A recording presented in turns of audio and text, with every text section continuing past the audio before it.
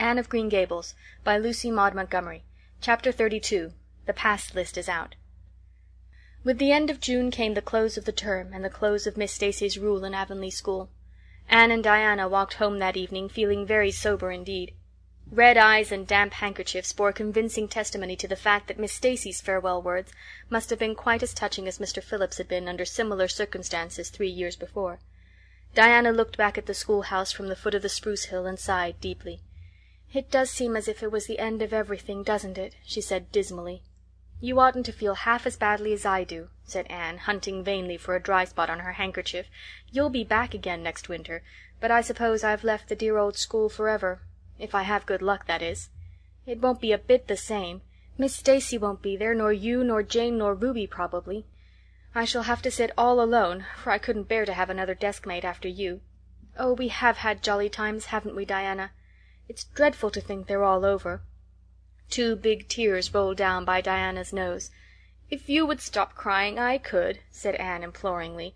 "Just as soon as I put away my hanky I see you brimming up, and that starts me off again. As Mrs. Lynde says, if you can't be as cheerful as you can. After all, I dare say I'll be back next year. This is one of the times I know I'm not going to pass. They're getting alarmingly frequent." "Why, you came out splendidly in the exams Miss Stacy gave." "Yes, but those exams didn't make me nervous.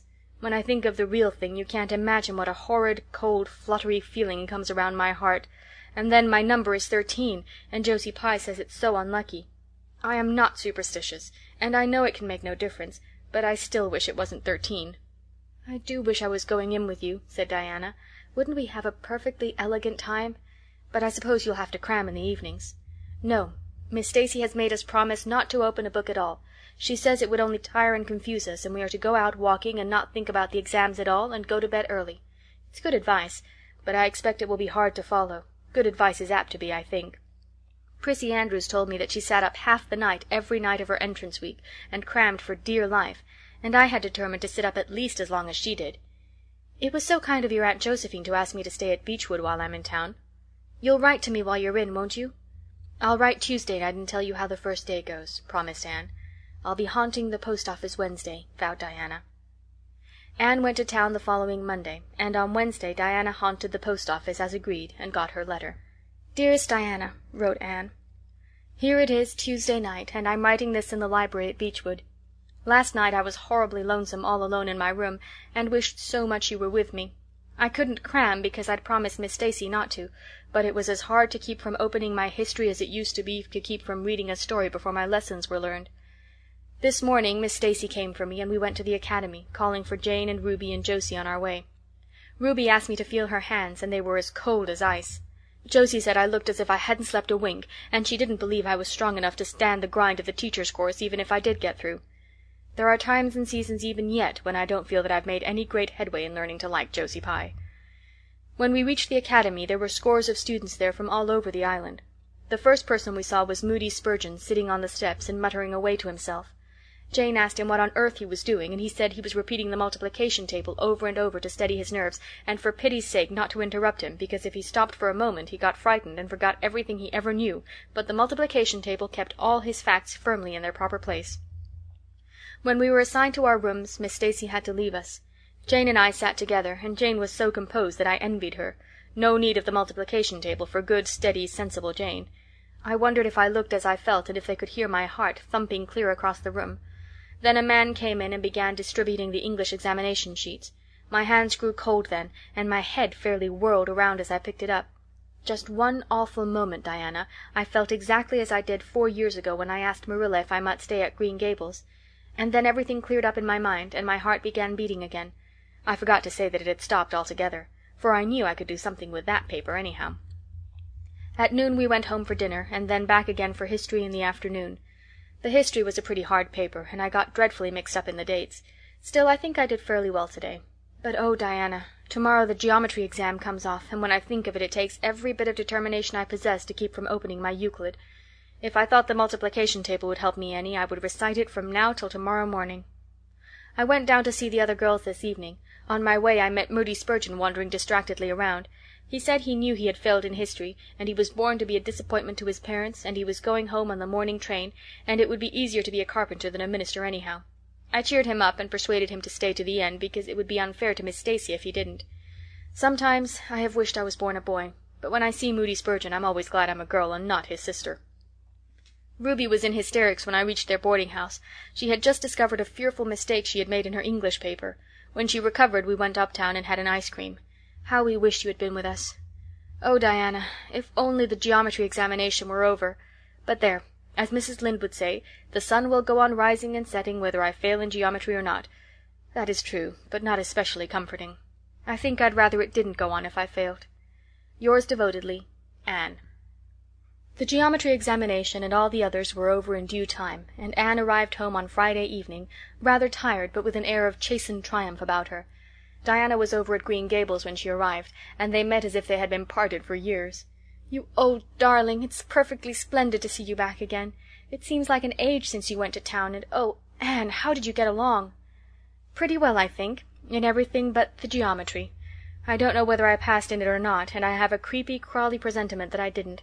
Oh, how good it is to be back! Green Gables is the dearest, loveliest spot in the world." "How did the others do?" "The girls say they know they didn't pass, but I think they did pretty well.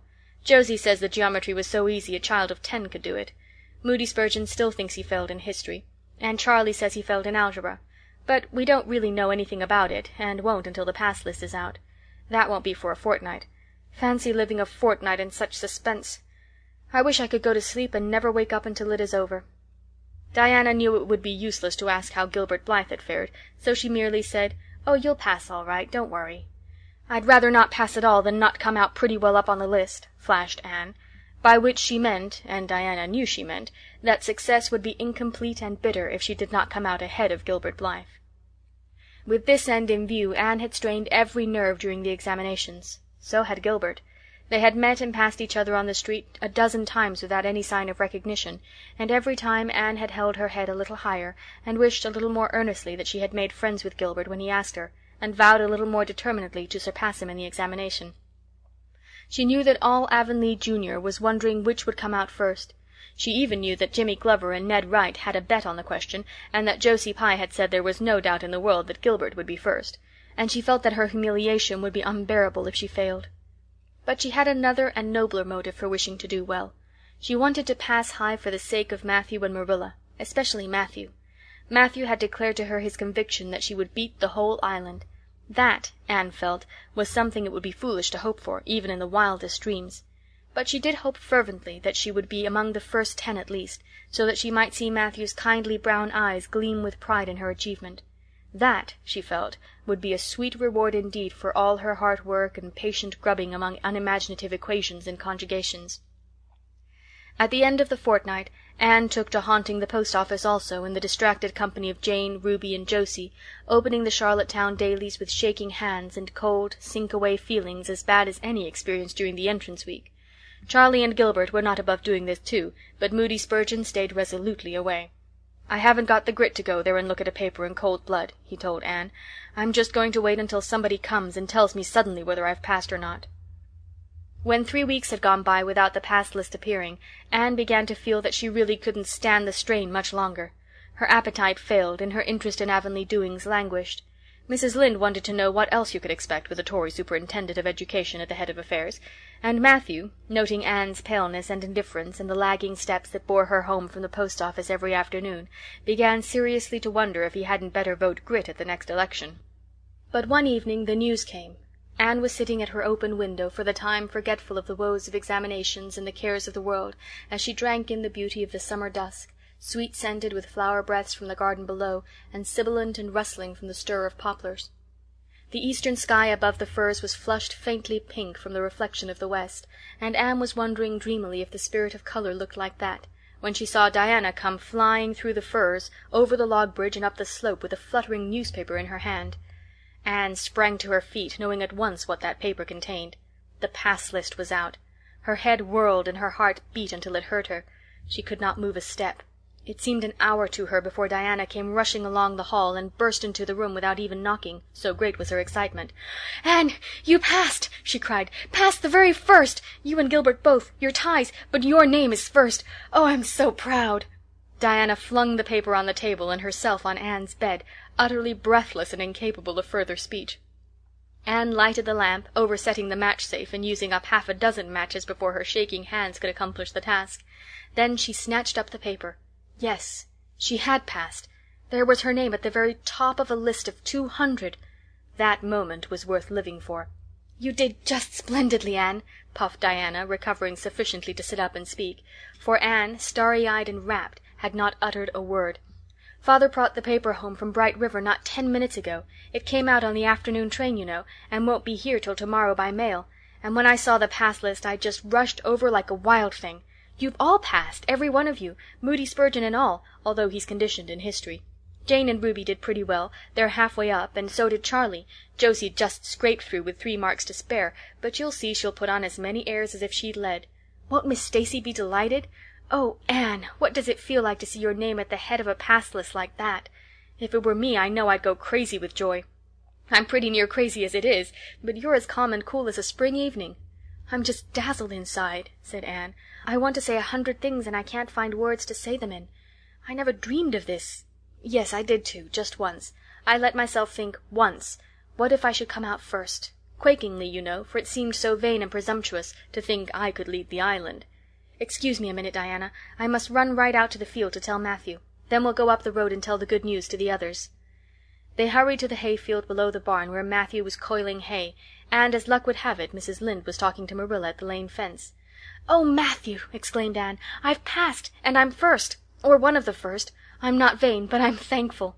"Well, now, I always said it," said Matthew, gazing at the pass list delightedly. "I knew you could beat them all easily." "You've done pretty well, I must say," said Marilla, trying to hide her extreme pride in Anne from Mrs. Rachel's critical eye. But that good soul said heartily, "I just guess she has done well, and far be it from me to be backward in saying it. You're a credit to your friends, Anne, that's what, and we're all proud of you."